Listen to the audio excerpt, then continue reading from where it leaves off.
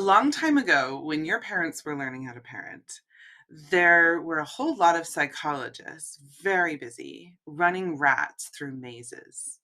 And the way that they saw the world and the way that they saw human potential had to do with if there's a maze, then we give incentives for progress and incentives for success. And when somebody makes a mistake, when the rat goes in the wrong direction or won't complete the maze, then there's disincentives, there's punishments. And through that, we motivate those rats to get through those mazes in better and better ways, and they learn and they grow and they become really capable rats. And they translated that into the way that parents were thinking about children. There was a whole lot of emphasis on rewards and punishments and clear expectations. If you think of our parental expectations as the maze our children are trying to navigate, then you can see how that actually helped them in the world back then when school or jobs were really built around the idea that your teacher or your boss is going to give you expectations. The more you fulfill them, the more rewards you get. If you don't fulfill them, then we're going to take things away or not give you promotions or recess or whatever it is.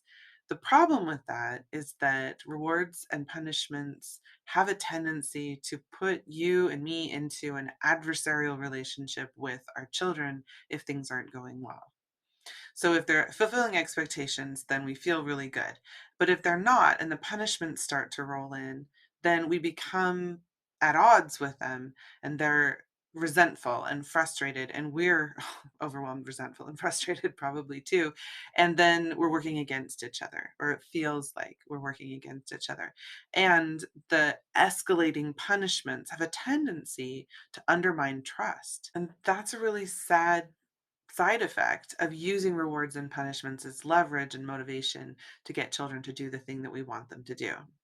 In the world today, we're actually expected to not be reliant on somebody else's expectations, but to go out, figure out what it is that we want to do, and then put our minds to work and figure out how to do it. It's a series of puzzles.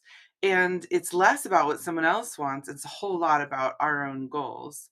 And that's why you have so much entrepreneurship nowadays or people moving from job to job. It really is about, I have this thing I want to do or a thing I want to be, and I'm going to enter into this, whether it's a contract or whether it's a experience or whether it's a relationship. I have to figure out what I need to do in order to make that work. And rather than fulfilling someone else's expectations or following instructions, most of the time, I got to figure it out for myself.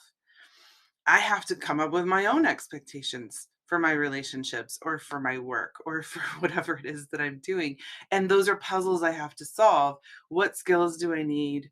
What kind of a person do I need to become in order to be able to do this thing that I want to do in order to build the life that I really want to have? Psychologists have been learning a whole lot about humans and how we work, and they've realized that rewards and punishments are fine and sometimes they're motivating, but they don't actually do a whole lot to help people fulfill those kinds of goals. When the goals are our own, when we're motivated by what's going on inside of us, and we're participating in things that are naturally nourishing to us, if we have a clear path and if we understand how to solve problems and figure out what to do in order to move ourselves forward, we are much more likely to succeed and keep succeeding, and the parent child relationship stays strong.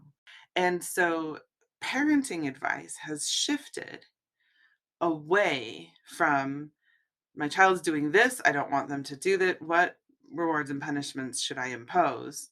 Toward my child's doing this, that's a signal that they need growth in some way, or that I'm not aligning what's happening with some of their own goals and expectations. And then how do I do that? How do I help them see how this benefits them? Or is aligned with some of their goals and values? And how do I help them figure out how they need to grow? What skills do I need to learn and practice and get good at in order to succeed where I want to succeed in this particular situation? That's a different way of looking at parenting, but it's much more powerful.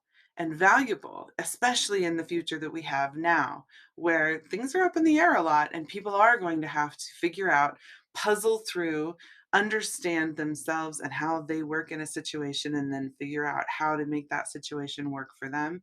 That's definitely a skill that we need as adults, and that's something we want to cultivate in our children, not just running them through the maze of our own expectations so they know how to check off lists or they know how to do what somebody asks them to do, but figuring things out for themselves and being motivated by their own growth and their own successes that align with their own values. So I invite you to come along with me through this online course where we help parents gain the skills that we need and do the growing that we're going to need to do in order to shift away from rewards and punishments and expectations toward helping children grow so that they can figure out how to succeed for themselves and do the things that they're really motivated to do, which usually aligns with what we really want them to do. We want their happiness, we want their success, we want their growth. And they're going to want those same things if we learn how to nourish them and allow them and help them to figure that out and actually do it. So, it's a very useful course for anybody who is parenting and wants to learn how to be much, much more effective. The course that we're using has a combination of experts that I've drawn on. So we'll have lots of advice from the Nurtured Heart Approach and Howard Glasser, lots of advice from Daniel Siegel and Tina Payne Bryson from The Power of Showing Up and their other books, to give us the neuroscience background to understand, well, what is going on in my child's brain and how does that work and why is that helpful when I'm trying to apply the principles of what's actually happening as we do the actions associated with the Nurtured Heart Approach.